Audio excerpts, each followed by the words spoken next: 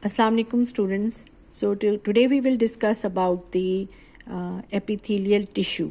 Now the epithelium is defined as a collection of closely opposed cells with very little amount of extracellular matrix. Here you can see the various types of the epithelium and epithelial tissue, and they're composed of collection of closely opposed cells. So here you can see how the cells, they are closely opposed in each type of epithelium, and with very little amount of extracellular matrix. And the epithelial tissue is avascular. It does not contain any blood vessels. Therefore, it is always supported by a variable amount of loose connective tissue which contains the blood capillaries. So here you can see this is the simple squamous epithelium, and beneath the epithelium lies the connective tissue which contain the blood vessels. Here again another type of epithelium which is lying beneath this epithelium is the connective tissue which is containing the blood vessels. Here you can see the blood vessels again here and in here. So every type of epithelium, it contains the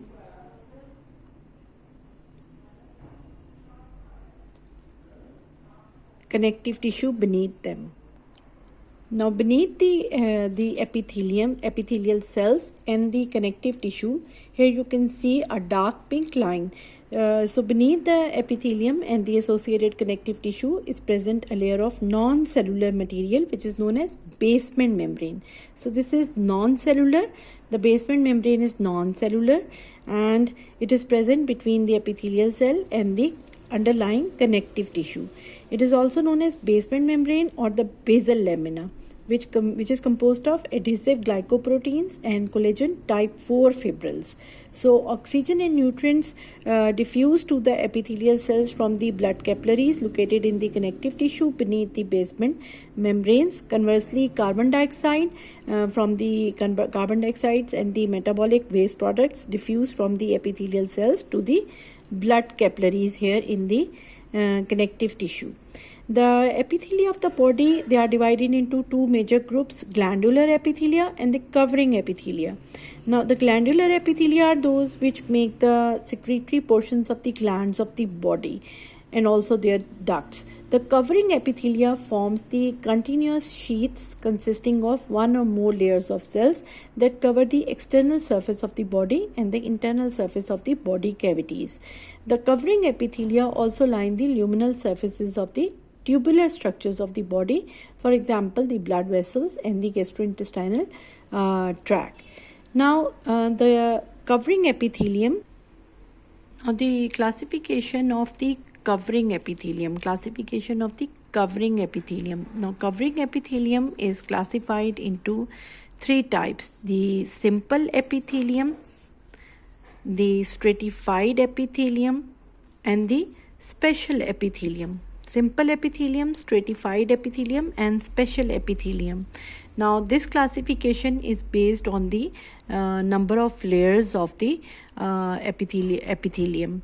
Now simple epithelium is further classified into simple squamous type, simple columnar type, and simple cuboidal type. So three types: 1, 2, and 3. Simple squamous, simple columnar, and simple cuboidal.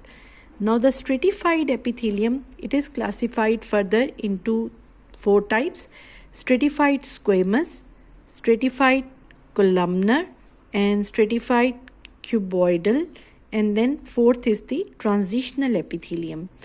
Then the special epithelium, under special epithelium comes the pseudo-stratified epithelium. So classification of the covering epithelium, it is classified as the simple epithelium, which is single layered, and in single layer the shape of the epithelial cells, they are different. So according to the shape of the epithelial cells, the simple epithelium is further divided into squamous type, columnar type, and cuboidal. Then the stratified epithelium. Stratified epithelium is further classified into stratified squamous, stratified columnar, stratified cuboidal, and the transitional epithelium. And last comes the pseudostratified epithelium.